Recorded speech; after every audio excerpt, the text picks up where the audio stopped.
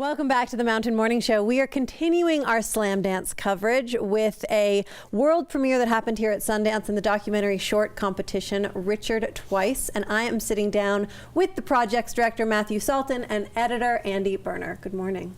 Hi there. Morning. All right, so I want to talk a little bit, just give us a general overview of the plot of this film. The surface plot, I should say. So Richard Twice, it's an animated documentary short.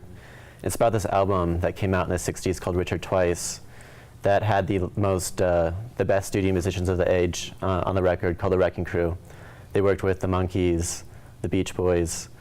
It's about this album that has kind of gained a cult following over the years, but no one really knows the story behind it. And it's the story of this man and the incredible story of this record. And there's a reason we've never really heard from him again, right? I mean, he had the success, he became this sort of cult, I guess over time, leader, and he just walked away. Yeah. Cult leader is an odd term. No, not cult leader. Cult leader of music, is that strange to you? No, the record does have a pretty significant, very underground cult following, but no, he had basically a traumatic accident when he was a teenager, which sort of led to his learning to write and play music as a way to cope with his recovery process. And it was a very fast rise to fame, so to speak. Within 2 years. He had learned guitar at 16 after losing his leg, and 2 years later he had a record contract out and was in the studio performing with the greatest studio musicians. And he had to do one performance because he was going to go on TV appearances and go on tour. He had to do one performance, and he blacked out that night. And that experience was so traumatic for him that he turned away from music, didn't pick up a guitar, and disappeared. And so the album came out, and over the years, people have listened to it and been blown away by it, but they don't know the story and what happened to this guy and who Richard is. So I met him a few years back in the Seattle area, and my dad approached me. He had met him and said, "I met this guy who made this amazing album in the 60s. You got to make a movie about him, and tell his story. He wants to play music again, and people need to know who he is." So I started doing interviews with him every time I went back to Seattle, and brought it to Andy and started crafting a story about what happened, Okay. Yeah. We have a teaser. I want to show people. This is Richard Twice. The animation's fantastic on that. But I have to ask, when you were putting this together and it started to kind of evolve organically, did it become less about just telling his story and also talk about why people walk away from success or how people are able to cope with success, those sort of themes? Yeah, I mean, that was always a question, what is this about? It's not just about this record. It's not about him in the present day, trying to find some theme, some universality to it. And I think animating that kind of brought that out a little bit. So to me, it's about, creation and the risk and creativity. And, this is such a brief snapshot of his life, just 2 years, but, this brief period of creativity for him has affected his whole life and everything he does. In the process of doing this, did you start to see any of yourselves in the artistry of it coming together, and how he was accepting his own success and putting himself out there in the public prior to this premiere?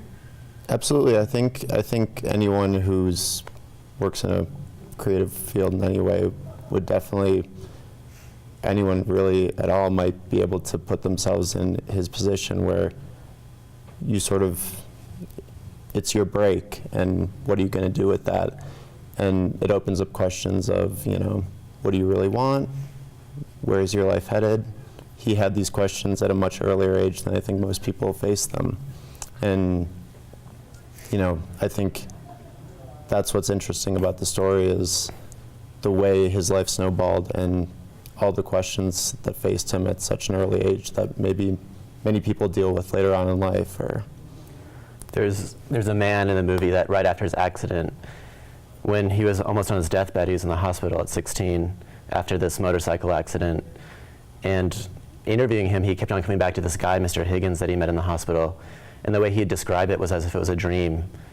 He was on drugs, painkillers, and he was going in and out of sleep. And there was this man that appeared in the bed next to him and just told him, you're too young to be here. and he like imparted some knowledge. And to this day, this man that kind of came to him like in a fever dream still holds this importance in his life, and that kind of one of his very first songs he wrote was about this man. So at 16, he already kind of was writing kind of deep things that most teenagers aren't thinking about death and what do you do with your life. So the album itself, if you listen to the lyrics, they're really good, you know. And he was only 18. The actual album is good. The actual right? album, yeah. I think we both said as amazing as Richard's story is, and as much as there is to take away from his personal story, taken together with the strength of the album, it's just, that's what I think makes this a really exciting story and project. And I think what part of Slamdance does so beautifully is bring together so many artists from different walks of life that are doing really interesting work and tackling ideas that maybe wouldn't necessarily be brought to the mainstream without filmmakers like yourselves. With this, you know, finally, I'm just curious, a lot of people would think this is such a dream to be able to not only have an idea, produce the work, have it accepted into the festival, show it to a large audience, and have your world premiere here. Has your definition of success changed over time in this process? I think there's so much amazing work at Slamdance and all over town right now that seeing it just makes you more inspired and want to sort of work on more and elevate your projects and sort of try and push yourself. I think it doesn't so much change my definitions of success as much as seeing the quality of the work here is inspiring. Making movies is so hard and it's such a long process. I mean, this film, I took it on thinking it would take 4 months. I just made a feature and I wanted to do a short, and we ended up working on it for like 3.5 years, and then decided to do animation on top of that. So you were feeling ambitious. Yeah, exactly. So like success, creating this, you kind of do it to make it and make the work, kind of thinking of it as a craft, something that you're doing.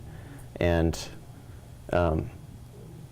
yeah, it's about the creation and, working with the story of Richard and kind of as another creative. It's kind of about the process.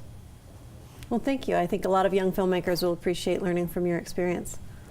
And I wish you luck and have fun at the festival. Cool. Thank you. Thanks so much for All having right, us. the project is called Richard Twice. It had its world premiere right here at Slamdance in Park City. We're going to take a quick break and continue our live coverage right after this.